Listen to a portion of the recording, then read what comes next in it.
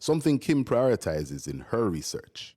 Participatory GIS, or even a participatory approach in general to environmental management, is definitely something that is probably the core of where my passion is. Yes, you're getting people to participate in, say, let's say, participatory mapping or participatory research because you want to get better information product, right? The more people we get together. But really, the most important thing for participatory GIS to me is the process. It is the way that we engage people. For example, here, let's talk about, let's say, the Grenadines for my PhD.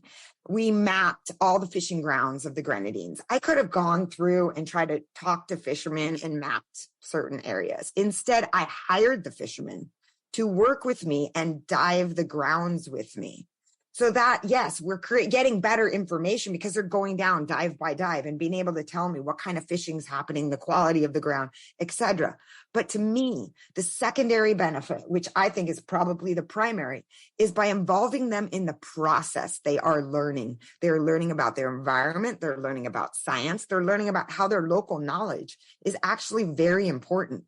She's not kidding about that last bit, though. And the participatory, the process to me is more important than the product and the stakeholder engagement and ensuring that things are fair and equitable and creating information that's not just for scientists, but it's all about the audience. So you need to go back to who are the end users. And so it's stakeholder demand-driven information. So you find out what their needs are, what their capacity is, what their view of the world is, and then you create information that is understandable and usable for those people rather than vice versa. So I train government agencies, nonprofit groups, researchers, regular people how to use a participatory. I'm training people how to fly the drones, collect their own data, but also how to analyze the data, how to use it for participatory mapping, as well as how to share it. But I teach people the whole process so that they can retool this, whether it's for climate change or disasters or agriculture. It's the same sort of approach. And I'm teaching them the critical thinking skills that they need so that they can retool this any which way that they need. Kim's work goes a long way towards demonstrating the widespread utility of drone tech, which hasn't always had the best reputation.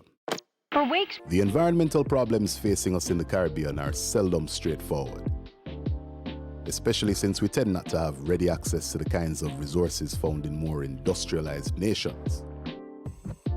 But if we can think creatively, embrace new technology, and truly act as a community, we can always develop effective new solutions.